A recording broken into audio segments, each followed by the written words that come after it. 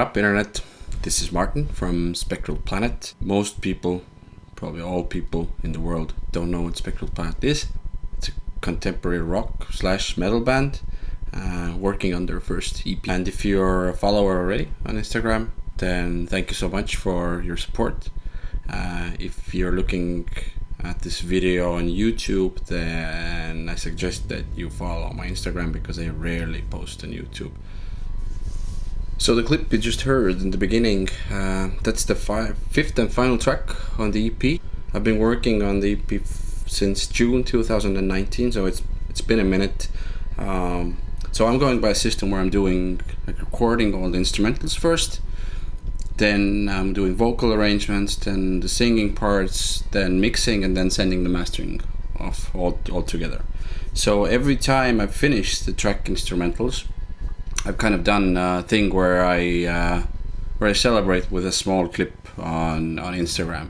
So this time I thought this is the final one, and maybe I'll do something a bit longer.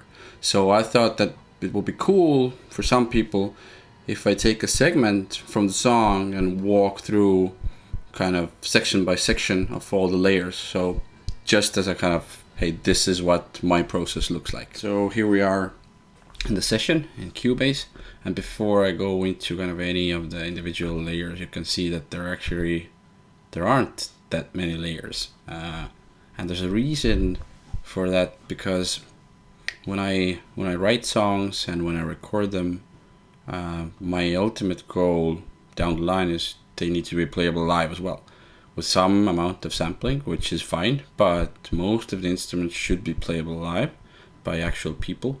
So that's why I try to kind of limit the amount of layers I add. You can go really crazy, like I add like 7 guitar parts and different synths and orchestral parts. But before I dig into the sections, let's maybe take a listen to the part again.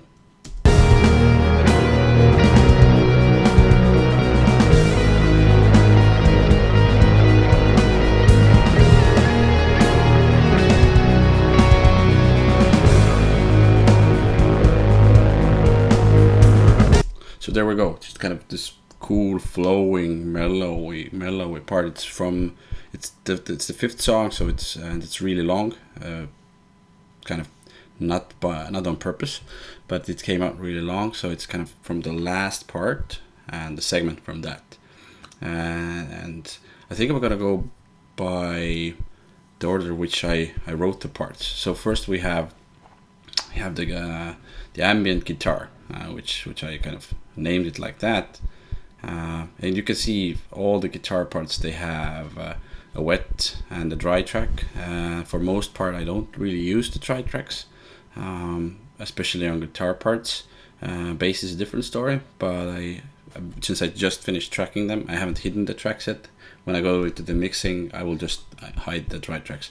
So just there, if I find that maybe some things I overdid on the recording part, and maybe I don't want to play everything again, so then I have the ability to reamp if needed. But anyway, just taking a look at the ambient guitar part on its own.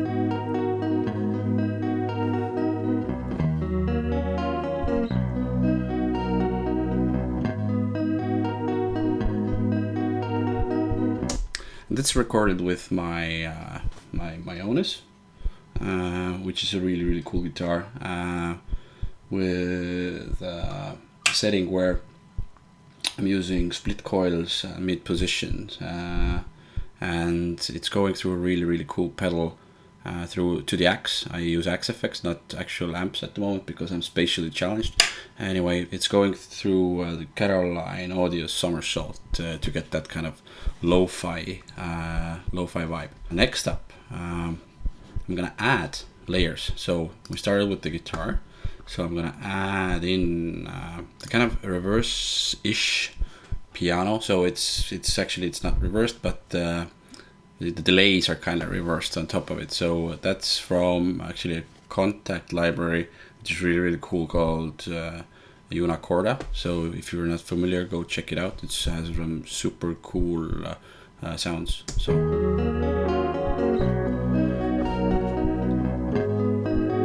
it's like really subtle, can barely hear it, but it's there.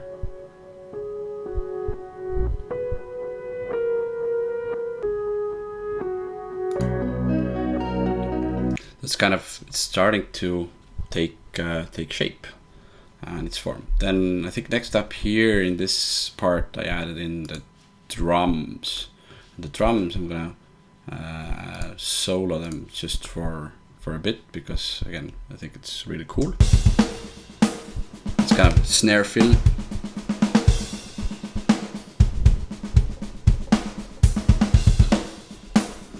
Nice, right? And with drums for this EP, since I don't really have good means to record quality drums at the moment, so I'm doing the programmed drums thing. But I'm one of those people who actually, I go in and this is already printed audio, but I go in and I kind of bar by bar try to make the velocities as realistic as possible, meaning how I would play them, and also the timing. Since Cubase has a nifty kind of humanized feature, I really lightly touch on that as well. So we're with drums, we're gonna add in the guitar, and we're gonna add in the reverse piano thingy, and then it's already kind of starting to sound like something.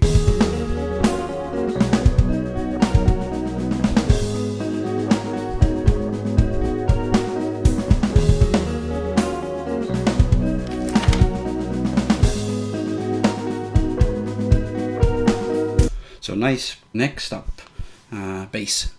So for bass, I play with Dingwall bass guitars. They have a really good natural sound to them already. Again, everything goes through the Axe, and in Axe I do the patches myself, but I do them really simple. Like I have a compressor usually, sometimes not, sometimes I use physical compressors, an amp, a cab, and maybe some effects, but bass rarely, and then it just goes out. But with bass, what I do use is I have several Darkglass Electronic, which is a really cool Finnish company, pedals, so the signal goes to them, and not the dry one, but the wet one. But the dry bass, actually, it sounds like this.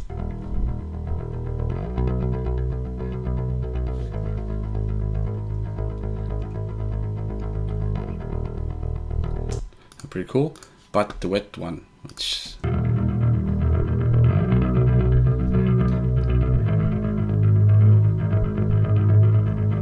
so I did an unusual thing. I added kind of in the tracking stage some psychoacoustic effects, and again this is actually from Caroline Audio's Somersault.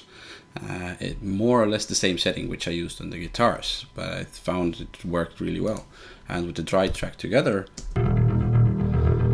since there's no processing whatsoever, but the dry track will actually have, I'm gonna do a pretty steep low pass, so it will only kind of nail on the fundamental notes of the bass, so the tone of the bass will come from the wet track. But anyway, let's add in drums. I'll add in the reverse piano thingy. I'll add in the guitars, and then we can listen again.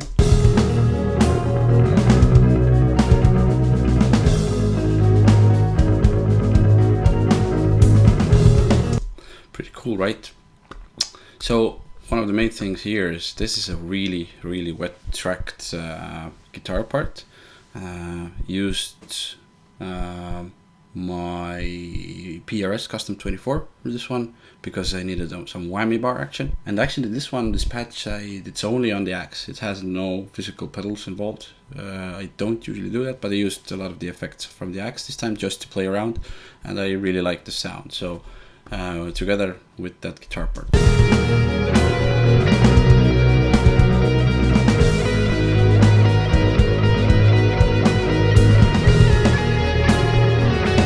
So yeah, sounds really cool. I'll just let you hear the guitar part on its own.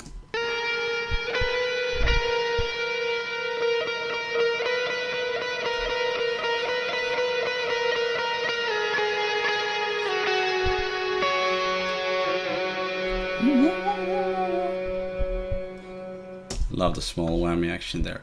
So, and the last part, before I let you hear the whole thing again, is actually a Moog. So I have a Sub 37, currently my only physical synthesizer. I love analog synths, and again, this is a patch I created myself for actually the first track on the EP, but I needed something here to kind of sit in the middle, kind of enforce some of the things, and give it kind of cool analog vibe. That's how it sounds on its own.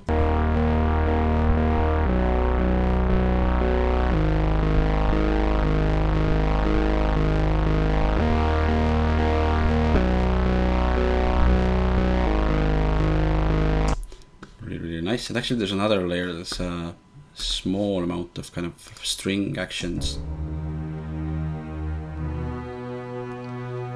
Again, it's really subtle in the mix, you can barely hear it, but it again adds this kind of depth or kind of an additional color to the whole track. And clearly this is all unmixed, so everything's sitting on top of each other, things are kind of overlapping and masking each other, so it doesn't, the right elements don't necessarily pop out as much as they should. But for me, it actually doesn't sound as complete dog shit, so I'm pretty happy with how it's turned out. Clearly in the mixing stage I'm gonna potentially add a few more things, or go to the spice rack maybe a bit, but fundamentally not a lot. So I hope that this was at least somewhat interesting to someone, and I'm off now to start with vocal arrangements for all the 5 tracks, and the EP should be out, if everything goes well, by at the latest September 2021. I know it sounds like, what are you doing so long? But a lot. This is strictly a hobby for me, so I'm finding like some weeks maybe a few hours, some weeks maybe more, so that's why the process is taking so long. And it's also because I'm learning a lot in the process. So I've done electronic music production before, but tracking actual stringed instruments and knowing what to do, and kind of finding stuff out by experimenting and by looking at what other people are doing. So that's why it's taking a bit of time. So anyway, but thank you everybody for watching. I hope this was enjoyable.